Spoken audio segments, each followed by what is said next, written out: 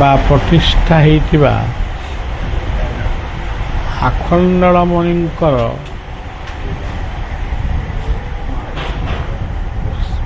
ଆଶ୍ରମରେ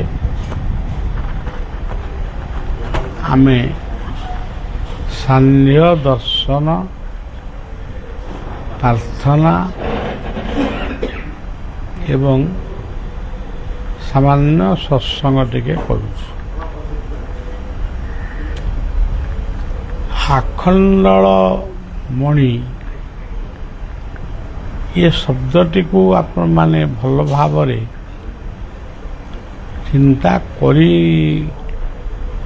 ଚିନ୍ତା କରିନଥିବେ। କେବଳ ନାଁଟିକୁ ଆପଣମାନେ ମନେ ରଖିଥିବେ, ଆରେଡ଼ି ଆଖଣ୍ଡଳମଣି। ଭଗବାନଙ୍କର ବା ଆମେ ଯାହାଙ୍କୁ ସର୍ବଶକ୍ତିମାନ ବୋଲି ଉଚ୍ଚାରଣ କରୁଛୁ, ଏହି ସର୍ବଶକ୍ତିମାନଙ୍କର ନାମ ଆଉ ଧାମକୁ ଯଦି ତର୍ଜମା କରାଯାଏ, ଏଇଟା ବହୁ ବାଟ ପର୍ଯ୍ୟନ୍ତ ଯିବ, ବହୁ ସମୟ ମଧ୍ୟ ଲାଗିବ। ଆଖଣ୍ଡଳ କହିଲେ ଯାହା ଲିଭେ ନାହିଁ, ଯେଉଁ ଅଗ୍ନି କାହାରି ଦ୍ୱାରା ନିର୍ବାପିତ ହୁଏ ନାହିଁ, ସେ ହେଉଛନ୍ତି ଆଖଣ୍ଡଳ। ଆପଣମାନେ ନାମଯଜ୍ଞ, ଘୃତଯଜ୍ଞ ଏସବୁ ଯେତେବେଳେ କରୁଛନ୍ତି, ସେତେବେଳେ ବ୍ରାହ୍ମଣ ଗୋଟିଏ ଆଖଣ୍ଡଳ ଦୀପ ସେ ପ୍ରଜ୍ୱଳନ କରେ। ତାର କାରଣ ହେଉଛି ଶେଷ ଯଜ୍ଞଟି ଶେଷ ହେବା ପର୍ଯ୍ୟନ୍ତ ଆଖଣ୍ଡଳ ଦୀପଟି ଅକ୍ଷୁର୍ଣ୍ଣ ଭାବରେ ଜଳିବ। ଆମେ ଶ୍ଲୋକରେ ପଢ଼ୁଛୁ, ପୂର୍ଣ୍ଣମଦ ପୂର୍ଣ୍ଣମିଦଂ ପୂର୍ଣ୍ଣାତ ପୂର୍ଣ୍ଣମୁଦଚ୍ୟତେ ପୂର୍ଣ୍ଣସ୍ୟ ପୂର୍ଣ୍ଣମାଦାୟ ପୂର୍ଣ୍ଣମେବାବଶିଷ୍ୟତେ। ସେ ଏଭଳି ଏକ ପୂର୍ଣ୍ଣାନନ୍ଦ ବା ପୂର୍ଣ୍ଣ ବ୍ରହ୍ମ, ସେଥିରୁ ଯେତେ ବି ମହିମା ସ୍ୱରୂପୀ ଧନ ଜନ ଗୋପ ଲକ୍ଷ୍ମୀ ଯାହା ବି ବାହାରିବେ, ସେ ଶେଷ ହେବ ନାହିଁ। ସୃଷ୍ଟିର ପ୍ରାରମ୍ଭରେ ଯିଏ ଥିଲେ, ଆଜି ବି ସେଇ ଅଛନ୍ତି, ସବୁଦିନେ ମଧ୍ୟ ସେଇ ରହିବେ। ଆମେ କେତୋଟି ଦିନର ଗୋଟିଏ ବାଟୋଇ। ଯେମିତି ବାଟ ଚାଲୁ ଚାଲୁ ଗୋଟିଏ ବାଟୋଇ ସେ ଗୋଟିଏ ଗଛ ମୂଳେ ବିଶ୍ରାମ ନିଏ, ଟିକେ ତାକୁ ଶରୀରକୁ ଶାନ୍ତି ଦେବା ପାଇଁ। ସେଇଭଳି ଇଏ ମର୍ତ୍ତ୍ୟ ହେଉଛି ଗୋଟିଏ ବିଶାଳ ବଟବୃକ୍ଷ। ଏହାକୁ ଅଶ୍ୱସ୍ଥ ବୋଲି କୁହାଯାଇଛି। ଏହି ବଟବୃକ୍ଷକୁ ଅଶ୍ୱସ୍ଥ କହିବାର କାରଣ କ'ଣ? ଆଜି ଯିଏ ଅଛି, କାଲିକି ସେ ଗଛ ରହିବ କି ନାହିଁ, ସେଇଟା କେହି କହିପାରିବେନି। ତେଣୁ ଏଇ ଅଶ୍ୱସ୍ଥ ବୃକ୍ଷ ସ୍ୱରୂପୀ ଆଖଣ୍ଡଳମଣିଙ୍କ ନିକଟରେ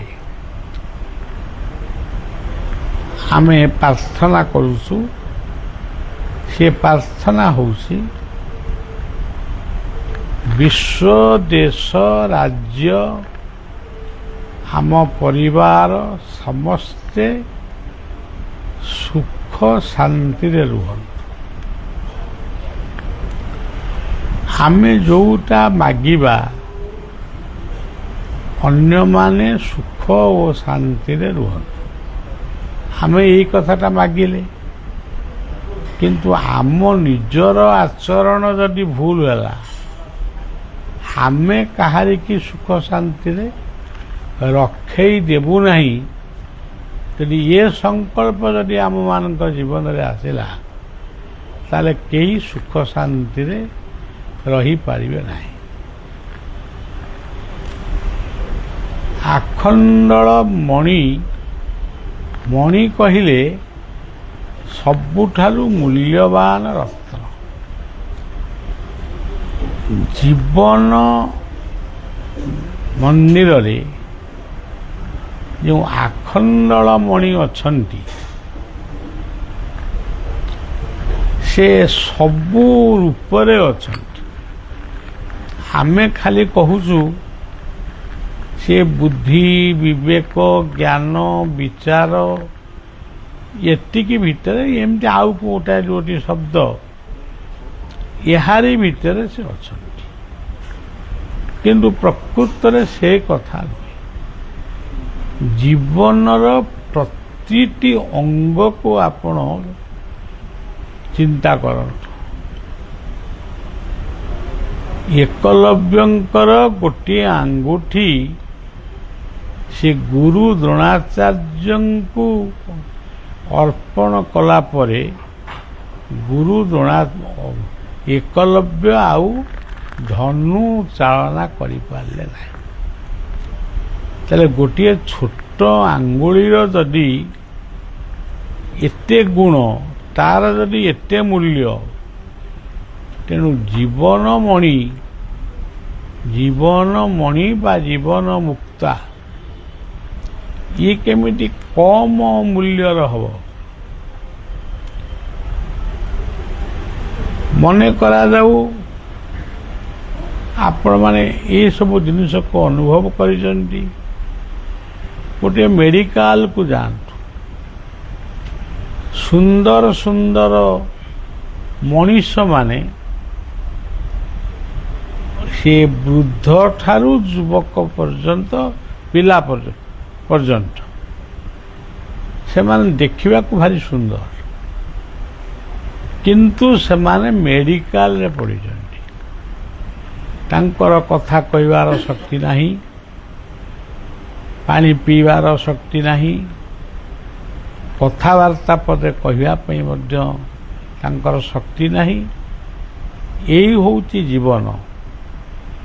ଯେଉଁ ଜୀବନକୁ ଆମେ କହୁଛୁ ଏତେ ମୂଲ୍ୟବାନ, କିନ୍ତୁ ସେ ମୂଲ୍ୟବାନ ଜୀବନଟି ଗୋଟେ ଛୋଟ ହଉ ବା ବଡ଼ ହଉ, ଗୋଟେ ରୋଗରେ ପଡ଼ି ସେ ବର୍ତ୍ତମାନ ଛଟପଟ ହେଉଛି ଏବଂ ସେ ପ୍ରଭୁଙ୍କୁ ଡାକୁଛି, ଇଏ ଜୀବନଟା କେମିତି ମୋର ଶୀଘ୍ର ଚାଲିଯାଉ, ମୁଁ ଟିକେ ମୁକ୍ତି ପାଇବି। ଏଇଭଳିଆ ଗୋଟେ ଜୀବନକୁ ନେଇ ଆମ ଭିତରେ ଦମ୍ଭ, ଦର୍ପ, ଗର୍ବ, ଅଭିମାନ ସବୁ ଭର୍ତ୍ତି ହେଇକିରି ରହିଛି। ଆମେ ଯୁଆଡ଼େ ଯାଉଛୁ ସେଇ ଦୁର୍ଗୁଣ ଗୁଡ଼ାକ କେବଳ ଲୋକମାନଙ୍କ ପାଖରେ ଆମେ ପରିବେଷଣ କରୁଛୁ। ତାଦ୍ୱାରା ଜୀବନର ମୂଲ୍ୟ କମିଯାଉଛି, ସମାଜର ମୂଲ୍ୟ ମଧ୍ୟ କମିଯାଉଛି। ଆପଣ ଦେଖନ୍ତୁ, ଆମ ଭିତରେ ଗୋଟେ ଲିଭର ଅଛି, ଗୋଟେ କିଡନୀ ଅଛି, ହାର୍ଟ ଅଛି। ଆଚ୍ଛା, କୋଉ ଜିନିଷଟା ମୂଲ୍ୟବାନ ନୁହେଁ? ବା ଆମେ ମେଡିକାଲକୁ ଯାଇ ଡାକ୍ତରଙ୍କୁ କହିବା ଏଇ ଜିନିଷଟାକୁ ଆମଠାରୁ କାଢ଼ି ନିଅନ୍ତୁ। କାଢ଼ିନେଲେ କ'ଣ ହେବ? ଜୀବନଟା, ବହୁମୂଲ୍ୟ ଜୀବନଟା ଗୋଟେ ମୂଲ୍ୟହୀନ ହେଇଯିବ। ଆମେ 10ଟି ଆଙ୍ଗୁଠି ଆମର ଅଛି, କିଏ ଛୋଟ କିଏ ବଡ଼, କୌଣସି କାରଣରୁ ଯଦି ଗୋଟିଏ ଛୋଟିଆ ଆଙ୍ଗୁଠି କାଣି ଆଙ୍ଗୁଠି ଯଦି କଟିଗଲା ତାହେଲେ ଗୋଟିଏ କର୍ମକୁ ସମ୍ପୂର୍ଣ୍ଣ କରିବା ପାଇଁ ଆମକୁ ନିଶ୍ଚିତ ଭାବରେ କଷ୍ଟ ହେବ। ଆପଣ ବସିଛନ୍ତି କଥାବାର୍ତ୍ତା କରୁଛନ୍ତି, ସେ ପାଖରୁ ଡକରା ଆସିଲା ତମ ଚାକିରି ସରିଲା। ଆମେ ସେ ଶବ୍ଦ ଶୁଣିପାରୁନୁ, ଆମେ ଆମର ବସିକି ଚିନାବାଦାମ ଖାଉଛୁ କି ଆଉ କ'ଣ ଖାଉଛୁ, ଗୋଟେ ବସିଛୁ ଆନନ୍ଦରେ ବସି ଗପସପ କରୁଛୁ। ସେଇ ଖବର ଯେତେବେଳେ ଆସି ଆମ ପାଖରେ ପହଞ୍ଚିଲା, ଆମ ଦେହ ଥରିଲା, ଛାତି ଥରିଲା ଏବଂ ଆମର ମୁଣ୍ଡ ବ୍ଲଡ଼ ପ୍ରେସର ବଢ଼ିଲା। ଶେଷରେ ଆମେ ଭାବୁଛୁ ଆଉ ବୋଧେ ଏ ସଂସାରରେ ଆଉ ରହି ହେବନି। ଏତିକି ଭାବୁ ଭାବୁ ଆମ ଜୀବନ ଦୀପ ସରିଗଲା। ଆମେ ଆଉ କିଛି କହିପାରିବୁନି କି କରିପାରିବୁନି କି। ଏମିତିଆ ଉଦାହରଣ ଆପଣ ଗାଁ ଠାରୁ ସହର ପର୍ଯ୍ୟନ୍ତ ବୁଲିକିରି ଦେଖନ୍ତୁ, ସବୁ ଜାଗାରେ ଏଇଭଳିଆ ଉଦାହରଣ ବହୁତ ମିଳିବ।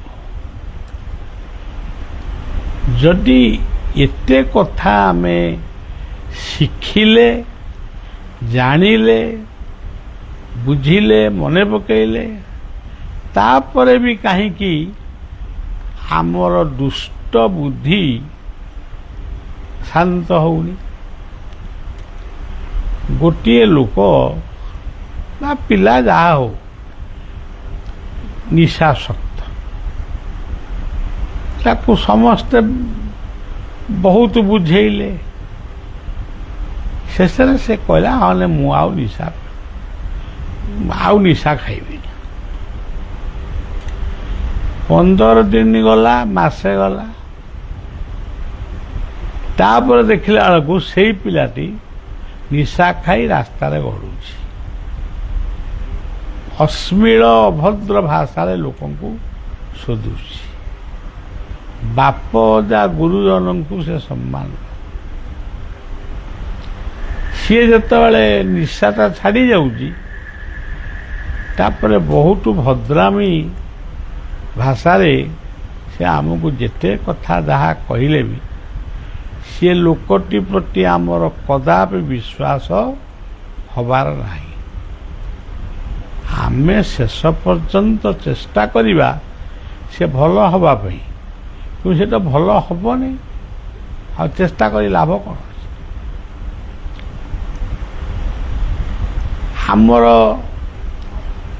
ଆମେ ଯେଉଁ ଧର୍ମର ହଉ, ଆମେ ପୂଜା ପର୍ବ, ଏଇ ପୂଜା ପର୍ବ ପାଳନ କରିବା ପାଇଁ ଆମେ ପିଠା ପଣା କେତେ ପ୍ରକାର ଭୋଗ ଆମେ କରୁଛୁ। ଆଜି ଅମୁକ ପର୍ବ, ଆଜି ଘରେ ଏଇଆ ହେବ, ଏଇଆ ହେବ, ଏଇଆ ହେବ, କିନ୍ତୁ ଆମେ ଏତେ ଭୁଲ ମଣିଷ, ଯେଉଁଦିନ ଠାକୁରଙ୍କର ସେବା କଲେ ଆମକୁ ପୁଣ୍ୟ ମିଳିବ, ସେଇଦିନ ସେ ସବୁକୁ ଭୁଲି ଯାଇ ଆମେ ଆକଣ୍ଠ ନିଶାପାନ କରି ଘରେ ବାଡ଼ିଆ ପିଟା ଇତ୍ୟାଦି କରିବୁ। ତାହେଲେ ଆମେ ମନ୍ଦିରକୁ ଯାଇ ହାତ ଯୋଡ଼ି ଗୋଟିଏ ଫୁଲମାଳ ଦେଇ ଧୂପ ଦୀପ ଦେଇ ଆମେ ଏତେ ପୂଜା କରୁଛୁ, ସେ ପୂଜାର ମୂଲ୍ୟ କ'ଣ? କେବଳ ପୂଜାର ମୂଲ୍ୟ ହେଉଛି ଗୋଟିଏ ଦୋକାନୀକୁ ତମେ ଲାଭବାନ କରାଉଛ। ଫୁଲ ଦୋକାନୀ ଲାଭବାନ ହେଉଛି, ଭୋଗ ଦୋକାନୀ ଲାଭବାନ, ତାଙ୍କୁ ଲାଭବାନ କଲ, ଏଇଟା ଭଲ। ତମେ କୋଉ ଲାଭବାନ ହେଲ? ତମେ ଜୀବନଟାକୁ ନଷ୍ଟ କରିଦେଲ। ଏ କଥାଟା ମୁଁ କହୁଛି ବୋଲି ଆପଣମାନେ ଭାବୁଥିବେ ମୁଁ ଗୋଟେ କହିପାରେ କହୁଛି, କିନ୍ତୁ ସେ କଥା ନୁହେଁ। ମୁଁ ମୋ ନିଜ ଜୀବନକୁ ମଧ୍ୟ ମୁଁ ସମୀକ୍ଷା କରିଛି। ମୁଁ 17ଟି ବର୍ଷ ମୋ ନିଜ ଘରେ ଥିଲି, ମାତ୍ର 17ଟି ବର୍ଷ। ମୁଁ ଖାଇ ଶିଖିନଥିଲି ବୋଲି ମୋର ଗୁରୁଜନମାନେ ମୋତେ ଖୁଆଇ ଦିଅନ୍ତି। ଆଜି ବି ଖାଇପାରୁନି, କିଏ ଖୁଆଇ ଦେଲେ ମୁଁ ଖାଉଛି। ମୁଁ ସେଇ ଜୀବନ କେତେ ବର୍ଷ ଆମେ କାଟି ସାରିଲୁଣୁ, କେତେ ଘଟଣା ଅଘଟଣ ଆମେ ଦେଖି ସାରିଲୁ, କେତେ ନାମଯଜ୍ଞ, ଘୃତଯଜ୍ଞ, ଭାଗବତ ପାଠ, ଗୀତା ପାଠ ସବୁ ଆମେ ଅଳ୍ପ ବହୁତେ ଶୁଣୁଛେ। ଇଏ ଅମୁକ ମନ୍ଦିରର ଠାକୁର ଭାରି ତାଙ୍କର ମହିମା, ତାଙ୍କୁ ଯାହା ଯିଏ ଦୁଃଖ ଜଣେଇବ ସେ ସାଙ୍ଗେ ସାଙ୍ଗେ ଶୁଣିବେ। ଏମିତି ବହୁ କଥା ଆମେ ଲୋକଙ୍କୁ କହୁଛୁ, କିନ୍ତୁ ଆମେ ନିଜେ କୌଣସି ବାଟୋଇ ନୁହେଁ। ଆମେ କଣ୍ଟକିତ ବାଟର ଗୋଟିଏ ସୁନ୍ଦର ପଥିକା। ତେଣୁ ଆମ ବାଟକୁ ଆମେ ପରିଷ୍କାର ରଖିବା। ପ୍ରତ୍ୟେକ ଦିନ ଆମର କୃତ କର୍ମକୁ ଆମେ ସମୀକ୍ଷା କରିବା। ମୁଁ ଦିଲ୍ଲୀର ଗୋଟେ ଜାଗାରେ ଗୋଟେ କ'ଣ କିଛି ଏଇ ଜାମା ପ୍ୟାଣ୍ଟ ଏଇସବୁ କଥା ସବୁ ଆମେ ସବୁ କିଣୁଥିଲୁ। ମୁଁ ବି ତା ଭିତରେ ଥିଲି। ମୁଁ କିଛି କିଣୁନଥିଲି, ମୁଁ ଠିଆ ହେଇଥିଲି, ସେ କିଣୁଥିଲେ। ଆଉ ସେ ଟିକେ ବହୁତ ପଇସା କହିଲା, ମାନେ ଆମକୁ ଲାଗିଲା ଯେ ସେ ବହୁତ ପଇସା କହୁଛି। ଏତେ ପଇସା ଦେଇକି ଜିନିଷ କିଏ ନେବ? ଫେରି ଆସିଲା ବେଳେ କେତେ ଖଣ୍ଡ ଜିନିଷ ଆମେ ଆଣିଥିଲୁ, ଜାମା ଫାମା ଏମିତି କ'ଣ ସବୁ ଆଣିଥିଲୁ। ତା ଭିତରେ ଆଉ ଗୋଟେ ଛୋଟ ଜିନିଷ ଜାମାଟା ହେଇକି କ'ଣ ମନେ ପଡ଼ୁନି, ସେ ଜିନିଷଟିକି ବି ସାଙ୍ଗରେ ଆଣିଛୁ, କିନ୍ତୁ ତାର ପଇସା ଦେଇନୁ। ଯେତେବେଳେ ଆମେ ନିଜ ଘରେ ପହଞ୍ଚିଲୁ, ଆମେ ପରସ୍ପର କଥା ହେଲୁ ଯେ ଆମେ କ'ଣ ପାଇଁ ବଜାରକୁ ଯାଇଥିଲୁ। ତାହେଲେ ଚୋର ଯିଏ ଚୋରି କରୁଛି ତାଠୁ ଆମେ କିଛି କମ ଛୋଟ ଚୋର ନୁହେଁ। ସେ ତା ଚୋରି କରିବା ଯାହାର ପ୍ରବୃତ୍ତି ସେ ତାର ଚୋରି କରୁଛି, ତାକୁ ନାଦ ନାହିଁ କି ସରମ ନାହିଁ। କିନ୍ତୁ ଆମେ ଯିଏ ଭଦ୍ର ଲୋକର ମୁଖା ପିନ୍ଧି ଯାଇଥିଲୁ, ଆମେ କାହିଁ ଏଇଟାକୁ ନେଇ ଆଇଲୁ? ତେଣୁ ମୋର ଗୋଟେ କଥା ହେଲା ଯେ ସେ ଏତେ ପଇସା କାହିଁକି କହିଲା, ୟାର ମୂଲ୍ୟ ଏତେ ନୁହଁ। ତେଣୁ ଗୋଟାଏ ନେଇ ଆସିଲେ ସେ ପୂର୍ଣ୍ଣ ହେଇଗଲା। ରାତି ଯାକ ଆଉ ବଳିଆ ଶୋଇପାରିଲା ନାହିଁ। ରାତି ଯାକ ମୁଁ କେବଳ ସେଇ ଜାମା ଆଉ ସେ ଦୋକାନୀ ସେ ବଜାରକୁ ବସିକିରି ଧ୍ୟାନ କରୁଛି। ପୁଣି ସନ୍ଧ୍ୟା ହେଲା, ଆମେ କହିଲୁ ଆଚ୍ଛା ଚାଲ ଯିବୁ ଯେ ସେଇ ଦୋକାନ ପାଖକୁ ଯିବୁ। ଆମେ କାହିଁକି ଯାଉଛୁ କିଏ ଆମକୁ ପଚାରୁନାହାନ୍ତି। ବାବା ତ କହୁଛନ୍ତି ଯିବା ପାଇଁ, କ'ଣ ଗୋଟେ ଆଉ ଗୋଟେ କିଣିବେ ବୋଧେ। ଆଉ ଗଲୁ, ସେ ଜାମାଟିକୁ ଆମେ ଫେରେଇ ଦେଲୁ। ଆମେ କହିଲୁ ବାବୁ, ତମଠାରୁ କାଲି ଯେତେବେଳେ ଆମେ ଏଇସବୁ ଜିନିଷ କିଣିଥିଲୁ, ତମେ ସବୁଥିରେ ଗୁଡ଼ାଏ ମୂଲ୍ୟ, ମାନେ ବେଶୀ ଅର୍ଥ ତମେ ନେଉଥିଲ। ତେଣୁ ଆମ ମନଟାକୁ ତମେ ଭଲ ରଖିଲନି। ଆମେ ଆଉ 5 ଖଣ୍ଡ ନେଇଥାନ୍ତୁ। ତ ତମେ ଯେତେବେଳେ ଏମିତିଆ କଲ, ଆମେ ଗଲାବେଳେ ଏଇଟାକୁ ନେଇଗଲୁ। ଆଉ ତେଣୁ ତମେ ଆମକୁ ମାର, ନହେଲେ ଯାହା କରୁଛ କର।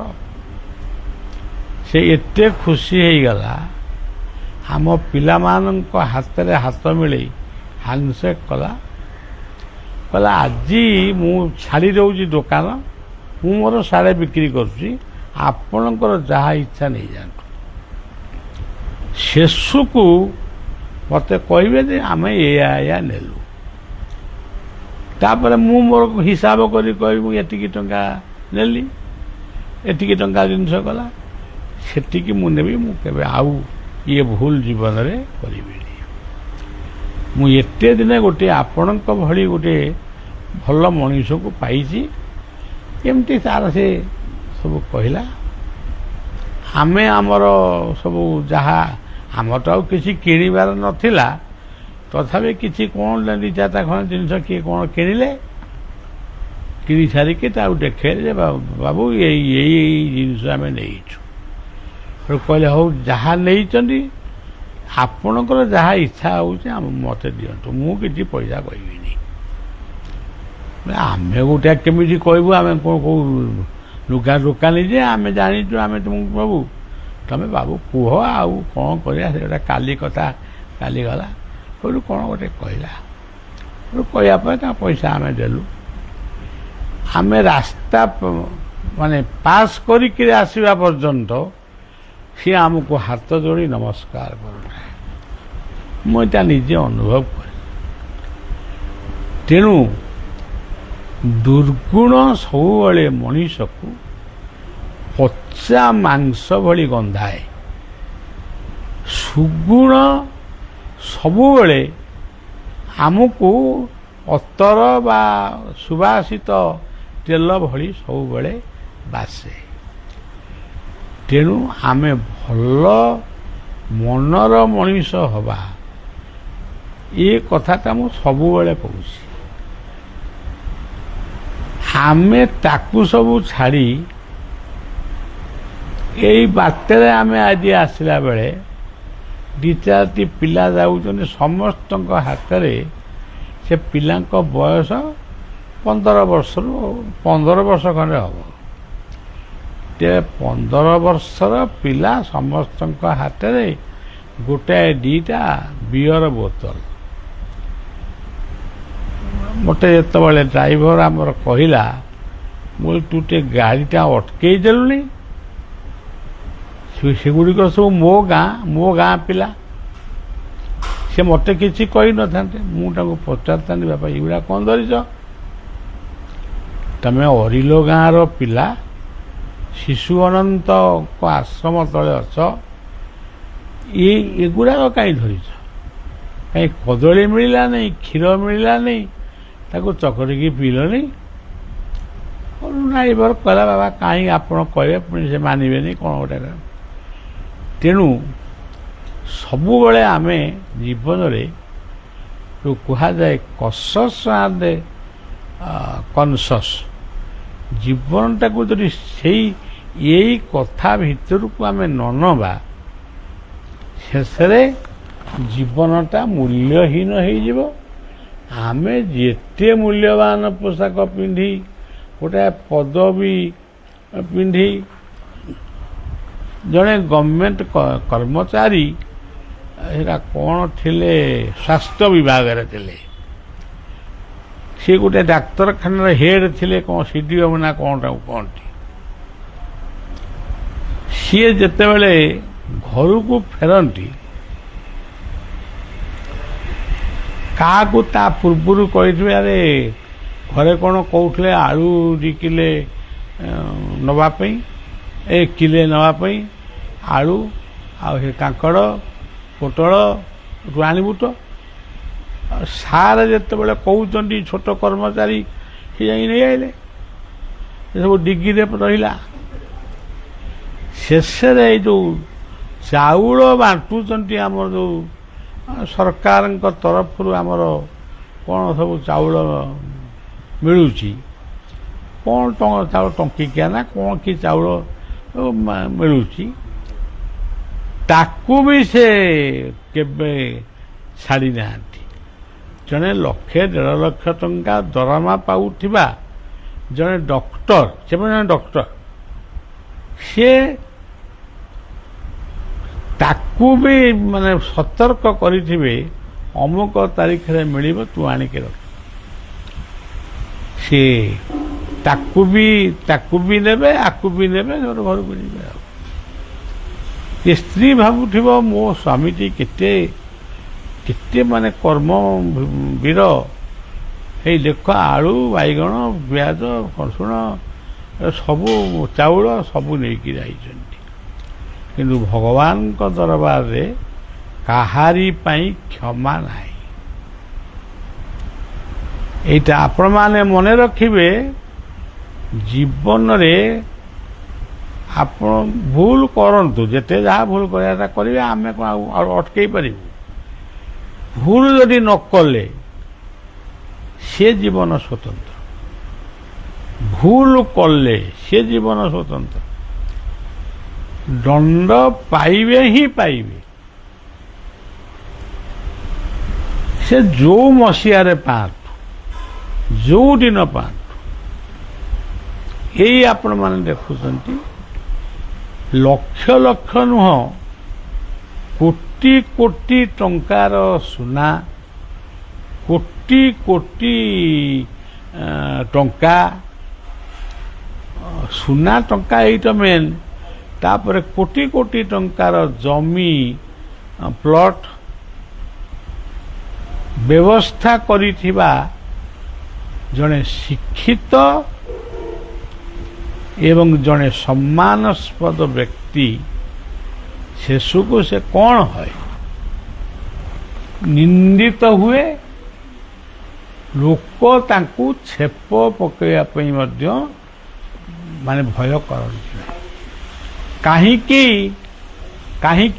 ଏଇ ଭୁଲ ପାଇଁ। ତୋର ତ ବାବୁ କିଛି ଅଭାବ ନାହିଁ, ତୁ କାହିଁ ତାକୁ ଲୋଭ କଲୁ?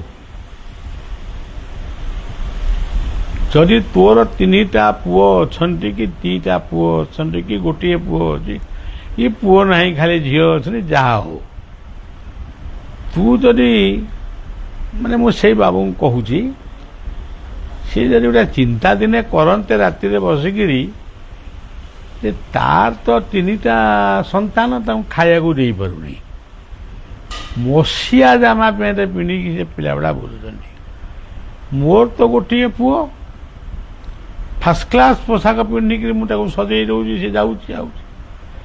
ମୁଁ ଯଦି ସେଇ ଗୋଟିଏ ପିଲାକୁ ମଣିଷ କରିବି, ତାକୁ ପାଠ ପଢ଼େଇବାକୁ ପଇସା ଦେବି, ଜାମା ପ୍ୟାଣ୍ଟ ଦେବି, ଲୁଗା ଯାହା ଦେବି, ଜୀବନରେ ସେ ଯେତେବେଳେ ବଡ଼ ହେବ, ସେ ନିଶ୍ଚିତ ଭାବରେ ଭାବିବ ଯେ ଏଇ ହେଉଛନ୍ତି ମୋର ବାପା, ଏଇ ହେଉଛନ୍ତି ବାପା। ସେ ଏ କଥାଟା ମୁଁ ଉଦାହରଣ ଛଳରେ କହୁନି, ମୁଁ ଯୋଉଟା କହୁଛି ବାସ୍ତବ କଥା। ଆଜି ବି ମୋର ସେଇ ଛୋଟିଆ ଆଶ୍ରମ ଭିତରେ ଆଜି ବି ଏମିତିଆ ପିଲା ଅଛନ୍ତି, ଏମିତିଆ ବୟସ୍କ ବୃଦ୍ଧମାନେ ଅଛନ୍ତି, ସେମାନଙ୍କର ମନର ଖୁସିଟା ଆମକୁ ଯେମିତି ଲାଗେ ଆମେ ହିମାଳୟରୁ ଫେରିଲୁ। ତେଣୁ ସୁକର୍ମେ ସୁସ୍ୱାଦୁ ମିଳନ୍ତି, କୁକର୍ମେ କୁସାଦୁ ମିଳନ୍ତି। ତେଣୁ ଆପଣମାନେ ସବୁବେଳେ, ଆମର ଗୋଟେ ଗୀତ ଅଛି, ଆଉ ବୋଲିବା ପାଇଁ ଆଉ ସମୟ ନାହିଁ। ତେଣୁ ଆରେ ରୂପ ରାଇଜର ବେପାରୀ, ଆରେ ରୂପ ରାଇଜର ବେପାରୀ, ଗୋଟେ ରୂପ ପଛରେ ତୁ ଗୋଡ଼େଇକିରି ଜୀବନଟାକୁ ନଷ୍ଟ କରିଦେଲୁ। ଆରେ ରୂପ ରାଇଜର ବେପାରୀ। ତାପର ପଦଟା ହଉଛି ବିନା ପଇସାରେ ଦରବ କିଣିଲୁ, କିଣିଲୁ କାଣି କହୁରି। ଆରେ ରୂପ ରାଇଜର ବେପାରୀ।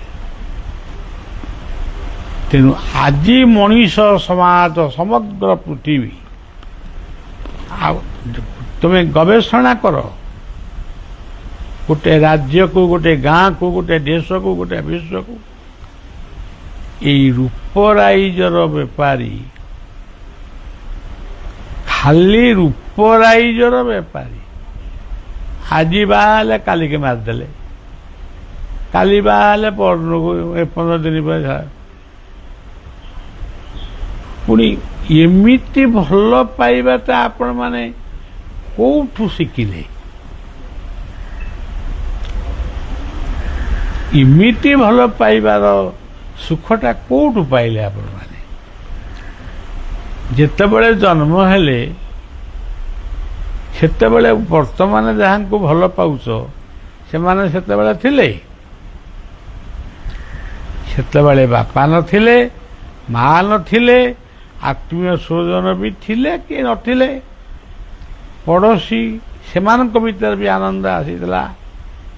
ସତ୍ୟନାରାୟଣଙ୍କର ପାଲା ହେଉଥିଲା, ପିଲାର ଜନ୍ମୋତ୍ସବ ପାଳନ ହେଉଥିଲା। ଏଇ ଯେଉଁ କଥାକୁ ଯେଉଁମାନେ ସୃଷ୍ଟି କରି ଯାଇଛନ୍ତି ସେ କେତେ ମହାନ ଲୋକ, କିନ୍ତୁ ଆମେ ହୀନମନ୍ୟତାର ଶିକାର ହେଇ ଜୀବନକୁ ହୀନରୁ ଆହୁରି ହୀନ। ମୋ ପାଖରେ ଯେତେ ମାନେ ଏମିତିଆ ବିଷୟ ଅଛି ଆପଣ ଶୁଣିଲେ କହିଲେ ପ୍ରକୃତ ଇଏ ଗୀତା ପଢ଼ୁଛି କେତେବେଳେ, ଏଗୁଡ଼ାକ ପଢ଼ୁଛି କେତେବେଳେ। ମୁଁ ସବୁ କଥାକୁ ପଢ଼େ, ମଣିଷ ମୁହଁକୁ ଅନାଏ ଏବଂ ଭାବେ ତୁ ବହୁତ ହସୁଛୁ, ତାକୁ ତ ବଡ଼ ପାଟିରେ କହିହେବନି, ମନେ ମନେ ତୁ ବହୁତ ହସୁଛୁ, କିନ୍ତୁ ଜାଣିନୁ ଏ ହସଟା ଦିନେ ଆଖିର ଲୁହରେ ପରିଣତ ହେବ। ତେଣୁ ସଜ୍ଜନ, ଆଜି ପ୍ରଭୁ ଆଖଣ୍ଡଳମଣିଙ୍କର ପୀଠରେ ଇଏ ଗୋଟେ ଆଖଣ୍ଡଳମଣି ଏଠି ସ୍ଥାପନ ହେଇଛନ୍ତି। ଏଠି ଆମେ ତାକୁ ଦାୟିତ୍ୱ କ'ଣ ନେଇଛୁ। ସେ ଆନନ୍ଦ ବ୍ରହ୍ମ ବୋଲି ଜଣେ ବାବାଜୀ, ସେ ଏଠି କ'ଣ ତାଙ୍କର ସବୁ ଇଏ କରୁଛନ୍ତି। ସେ ବୋଧେ ଆମର ଏଠି କିଛି ନାହିଁ, ଆମେ କୁଣିଆ ଭଳିଆ ଆଇଛୁ ପଳେଇବୁ। କିନ୍ତୁ ଆଖଣ୍ଡଳମଣି ଆପଣମାନଙ୍କୁ ସଦ୍ବୁଦ୍ଧି ଦିଅନ୍ତୁ, ସଦଜ୍ଞାନ ଦିଅନ୍ତୁ। ଆପଣମାନଙ୍କୁ ନ ଦିଅନ୍ତୁ ପଛେ ମୋତେ ଦିଅନ୍ତୁ, କାରଣ ଆପଣମାନଙ୍କ କଥା କହିଲେ ଆପଣମାନେ କହିବେ ଆମେ ତ ସବୁ ପାଠ ପଢ଼ିଛୁ, ପଦପଦବୀରେ ଅଛୁ, ଆଉ ଇଏ କ'ଣ ମୂର୍ଖ କ'ଣ କହୁଛି ଆମକୁ ସଦ୍ବୁଦ୍ଧି ଦେବେ। ନାଇଁ, ଆପଣମାନଙ୍କୁ ତ ସଦ୍ବୁଦ୍ଧି ଦେଇଛନ୍ତି, ଆମେ ଯିଏ ପଞ୍ଝାଏ ରହିଯାଇଛୁ ଆମକୁ ସଦ୍ବୁଦ୍ଧି ଦିଅନ୍ତୁ। ଆଜି ପୃଥିବୀ ଶାନ୍ତ ହଉ, ଦେଶ ଶାନ୍ତ ହଉ, କାଳେ ବର୍ଷନ୍ତୁ ପର୍ଜନ୍ୟ ପୃଥିବୀ ଶସ୍ୟଶାଳୀ ହଉ। ଏତିକିରେ ଆଖଣ୍ଡଳମଣିଙ୍କର ପାଦ ପଦ୍ମରେ କଥାକୁ ସମର୍ପଣ କରୁଛି। ଏଠି ରତ୍ନାକର ବଙ୍ଗୋପସାଗର ପ୍ରବାହିତ ହେଉଛନ୍ତି, ଯାହାଙ୍କୁ ରତ୍ନାକର ବୋଲି କୁହାଯାଏ। ତାଙ୍କୁ ହିଁ ସବୁ ଶାନ୍ତି ପାଇଁ ମାଗୁଣି କରି କଥାଟିକି ଏଇଠି ରଖୁଛି। କୀର୍ତ୍ତନ କର।